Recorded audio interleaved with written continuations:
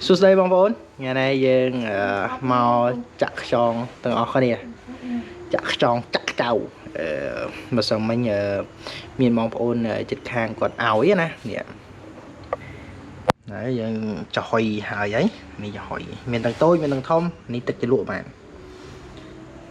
chủ em mới nè nào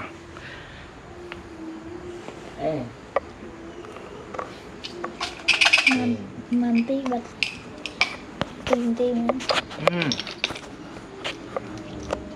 nè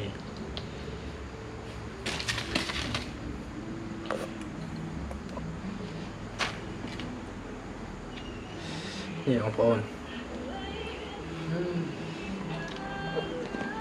wow chú em nè mà nè thông ông phôn wow wow em hộp tập 3 về đây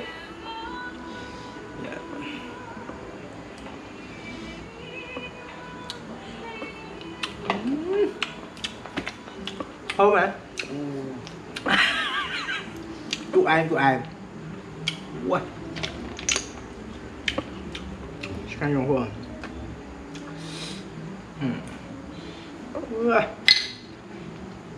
xinh nhanh mà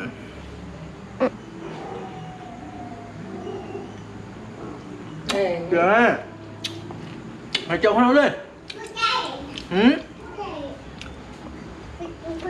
sao xong bên nhà mẹ nhà mà mình chết chắc ở đi bằng thùng màu ấy tụi bên tìm bắt đây nè